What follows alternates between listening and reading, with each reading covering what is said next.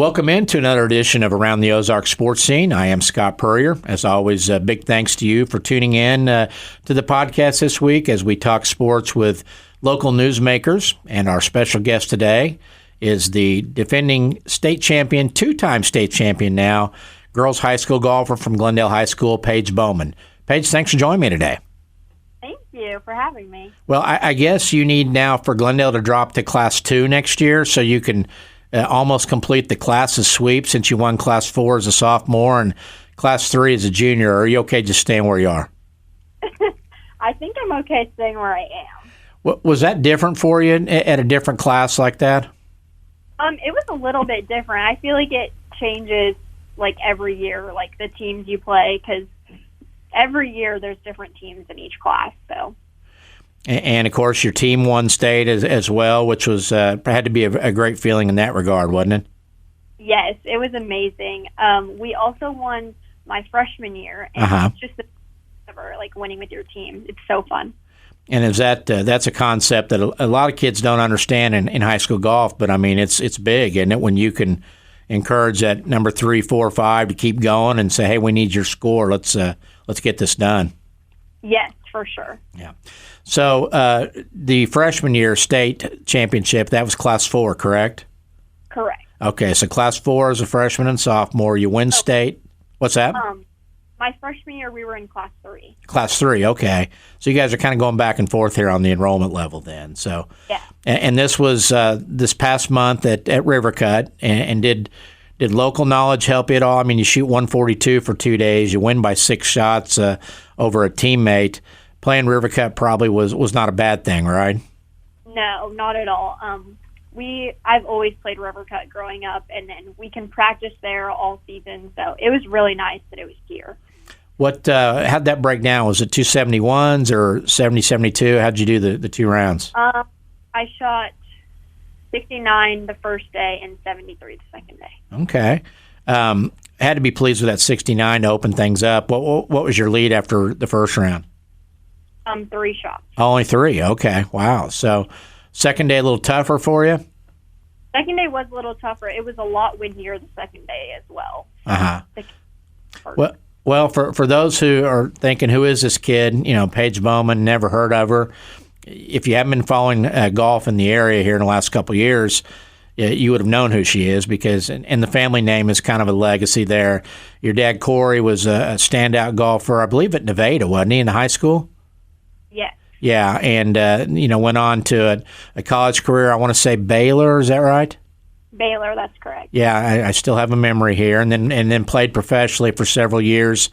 Wound up being the Missouri State men's golf coach in the early 2000s. Your brother Max, a former Glendale standout, now a sophomore, I believe, with the Bears, correct? Yes, that's right. So I'm going to guess, I probably know the answer to this, but how did you get involved in golf and at what age? I would say about 8 or 9, I got involved. My dad and brother got me into it. They were always playing, and so I started going out with them. Then I started really enjoying it, and I started going out by myself.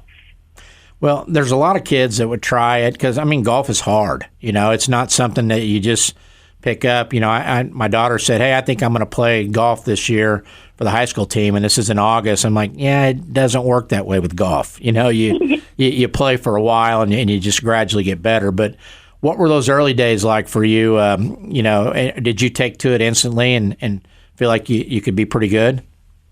Well, it's obviously frustrating. It's such a hard sport, but I think my dad and brother being there and so encouraging and, just fun when we're on the course helped a lot. What point can you challenge Max now? I mean, you guys go head-to-head. How does that turn out? Yes, we play a lot of competitive. We're pretty, I would say, even. We both have a lot of wins and losses against each other. Really? How did he handle the first time you beat him? I think he was a little disappointed, I'd say, and surprised. And not mad. I mean, disappointed and mad are two different things. That's a pride thing for a brother. He was okay with it? Yes, maybe lost a little bit of pride, but not mad or anything. Yeah. When did you figure out you could be pretty good at this? I would say my 7th grade year, I was also playing competitive soccer, and that's when I kind of decided that I wanted to just be more involved with golf, and so I quit soccer and got serious with it. And by serious, I was talking to Rick Neal earlier in the week about you, and he said it's hard to find a kid that works as hard or as long as you do on your game. Yeah, I think there's a term for that called range rats, basically. But yeah, when did you really dive into it? At what age? And was it that 7th grade year? And kind of tell me what a typical week was like for you in terms of diving into it. Yes, 7th and 8th grade, I started really playing. I kind of decided that, in order to get better, I needed to go out by myself, not just with dad or brother. So I would, a lot of times, I didn't have a ton of people to play with if, like, Reagan was gone or I wasn't playing with my brother and dad. So a lot of rounds by myself, a lot of practicing and drills. Like, sometimes you just got to go out. Even just playing 18 holes by yourself is a lot of what I did just to get better. What was the first milestone you hit? I mean, was it breaking 80? Was it breaking 70? What are the ones you remember? I think I remember, like, when I started consistently breaking 80, that was a big thing. It was like, okay, let's try to shoot in the 70s all the time was kind of the goal. And I think that's when I started, like, getting serious and, trying to get a lot better in my game. Well, and when you think junior golf programs in town and where our stars have come from, Hickory Hills kind of goes right to the top immediately. Is that part of it? Is that you have a Reagan Zabilski that comes back from Arkansas in the summer to play with, and other juniors on the guys' side as well? Is there always somebody you can go out and say, hey, let's go play and really be pushed in that round? Yes, there's lots of young golfers at Hickory. I feel like more than any course around here.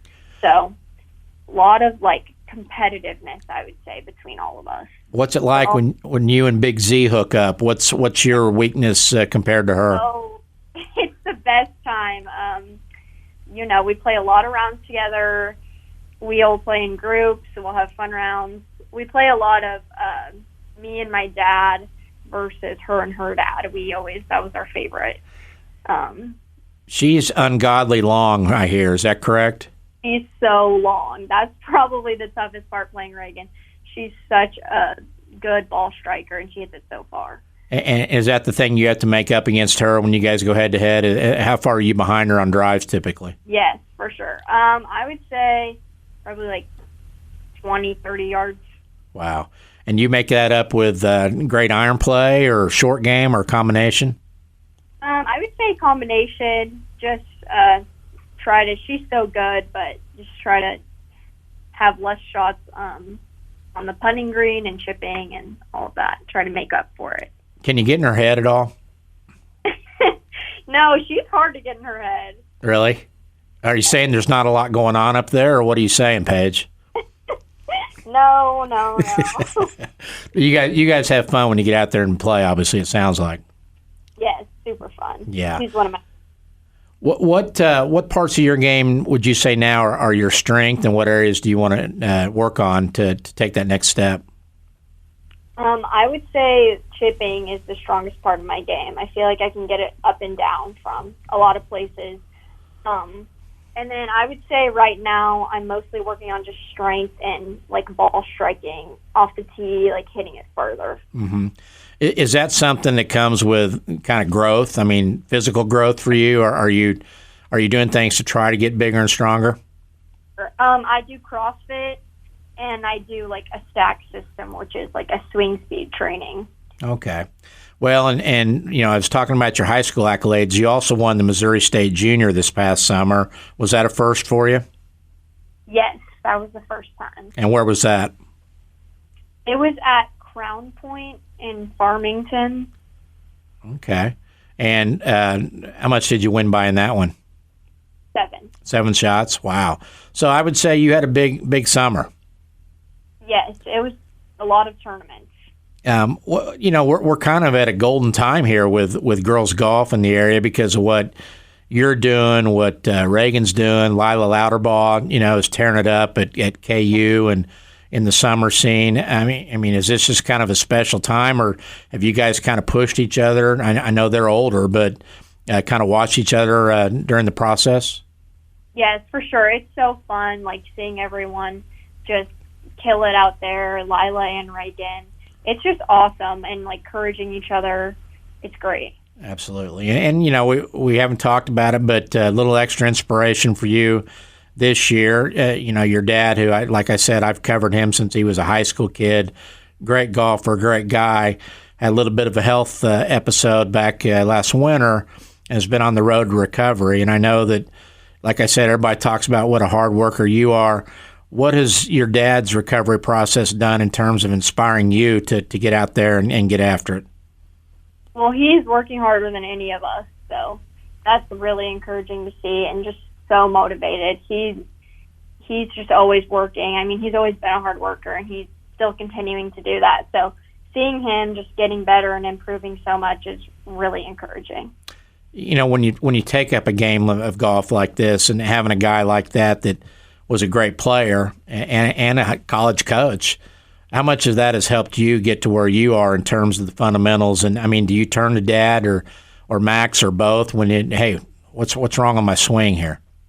Yes. Well, I've always, me and my dad have always talked about that, just swing. He's been like the best coach, Dad, for it. And then now Max helps me a lot too, just with swing, and we help each other.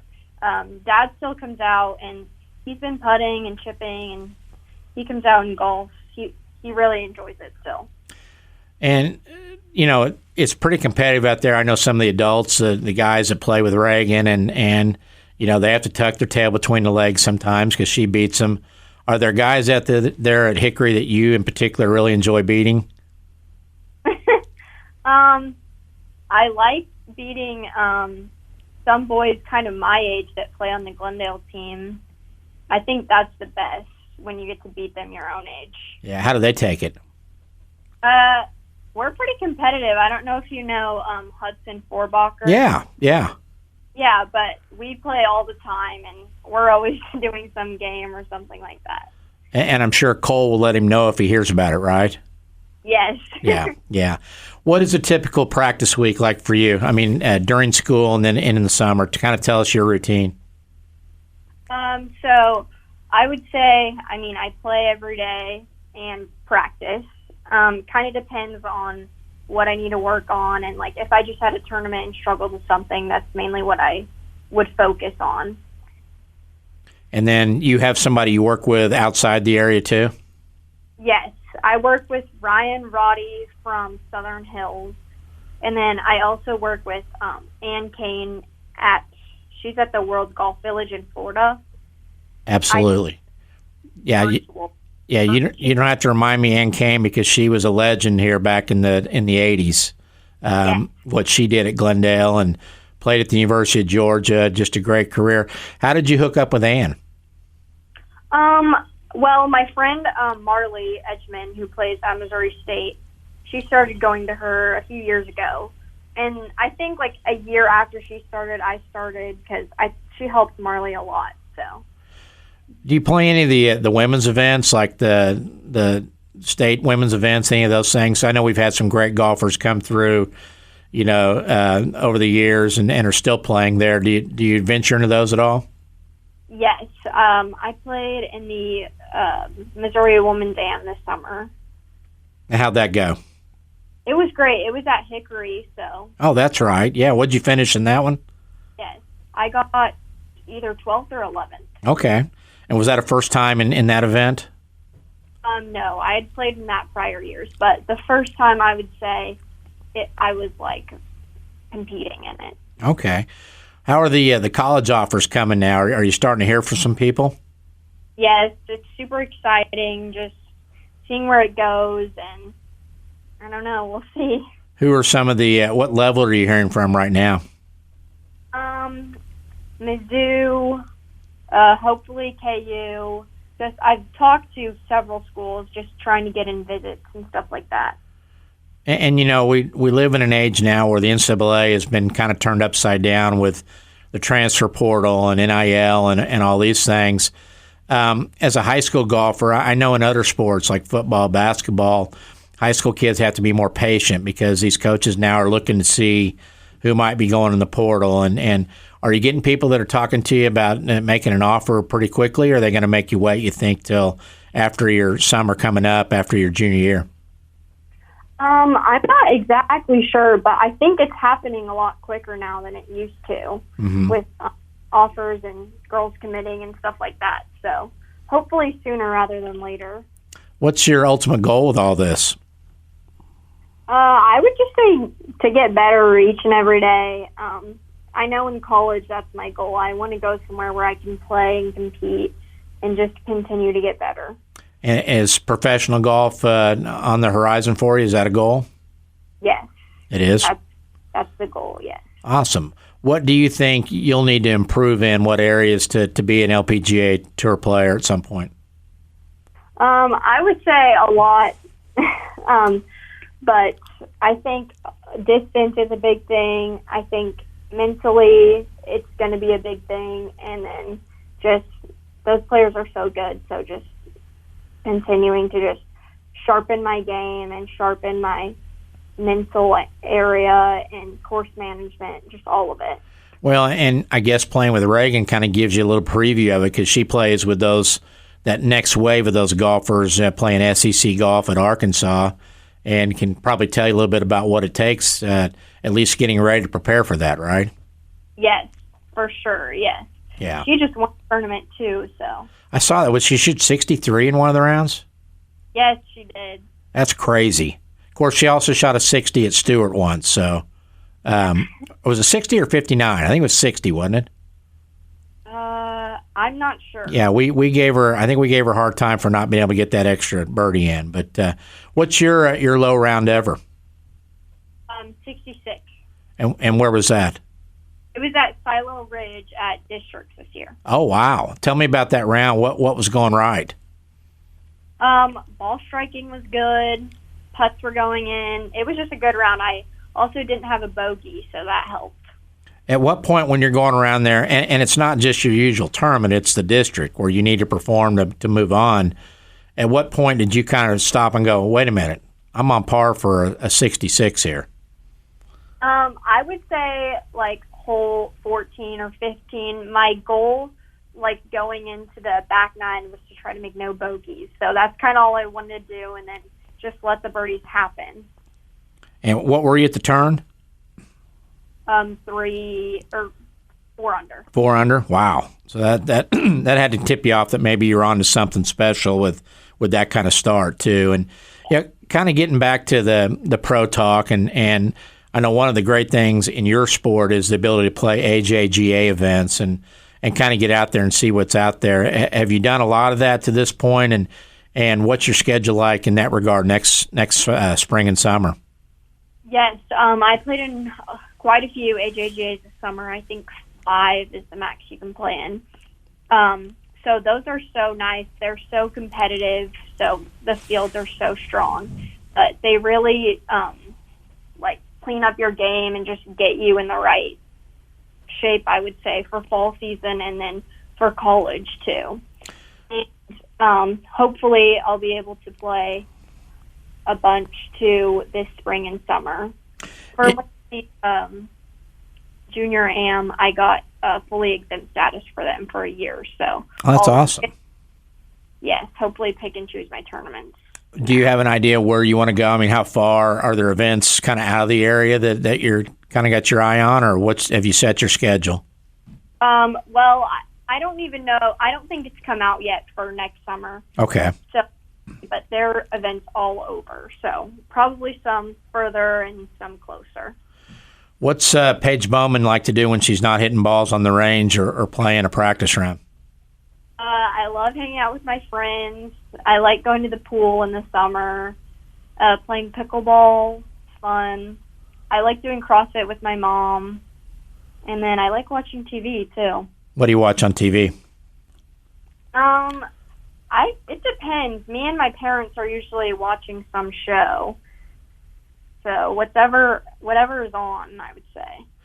What kind of goals do you have for your senior season next year in high school golf? I think the same goals, just shoot some low numbers and go to state and hopefully win again. So, who's your favorite caddy? My favorite caddy? Mm-hmm. Do you have a caddy in those events, or do you carry your own bag in the big ones? I would say, let's see, for the women's AM, my brother caddied for me, and that was so fun. He's a great caddy. And then for the junior match play tournament, I had my friend Hudson caddy for me. So both were really good. And are they actually helping you, or are they just carrying the bag? I would say they're helping me. Carrying the bag, definitely helping me on the greens. Reading the putts, and you trust them on that? Oh, yes. Yeah. Well, if golf isn't a future thing for you, what will Paige Bowman hope to be doing 10, 15 years down the road for a job? I think I'm going to major in sports marketing. So that's what we'll probably be doing, either that or like sports management or business. Okay. I haven't completely decided yet. Is there a dream school for you? I don't know. I feel like I have so many. You do? Have you been a fan of any school, like in other sports, watching them growing up or anything, or not? I mean, of course, Mizzou. My dad's a huge Mizzou fan, and my grandpa went there, so we've always grown up being Mizzou fans. That's awesome. Well, Paige, I appreciate your time, and best of luck to you. Keep working this winter. I know that's not something anybody has to tell you to do because you just do it, but tell your dad to keep fighting. A big friend of mine for a long time, and wish all you guys the best. I will. Thank you so much. You bet. Thank you, Paige. Closing segment in 3, 2, 1. That's going to do it for another edition of Around the Ozarks Sports Scene. Big thanks to Paige Bowman for her time today, and best wishes to her in her continued golf career. We've got some great young ladies out there trying to make it on the Pro Tour, and hope that all three of them get a great shot at it and can make us proud as they've done already at this point in their careers. So also big thanks to our sponsors, Fast Break Sports and The Pitch. Of course, Fast Break Sports over on South Campbell is your home for all things sports memorabilia and collectibles, baseball cards, football cards, items for your walls of your man cave. They've got it all at Fast Break Sports. We'll be going over there here in the next 2 or 3 weeks to tape a holiday special with some gift ideas, so stay tuned for that. And our latest sponsor, The Pitch, over on East Sunshine in the Southern Hills Shopping Center. Great place for pizza, calzones, all kinds of sandwiches, great cold drinks, an atmosphere where you can watch sports with your friends. Go check out The Pitch, which leads to our What to Watch this weekend, brought to you by The Pitch. 2 things. We're talking football again. You got Missouri State football. The Bears are at Murray State in a 1 o'clock kickoff on Saturday. That's on ESPN+. Coach Ryan Beard's team is off to a 7-2 start with 7 consecutive wins. They're leading the Missouri Valley Football Conference at 5-0. Murray State is 1-8.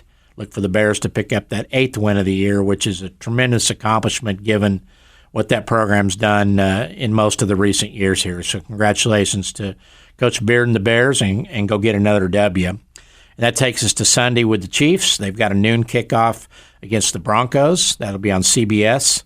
Game you'll be able to catch at The Pitch. And, of course, the Chiefs 8-0 now, the only unbeaten team in the NFL. They keep finding a way after winning in overtime over Tampa Bay on Monday night. And the Broncos come in with a 5-4 record, a much improved team, so that should be a good one as well. That's going to do it. Thanks for listening this week to Around the Ozarks Sports Scene. We'll see you next week.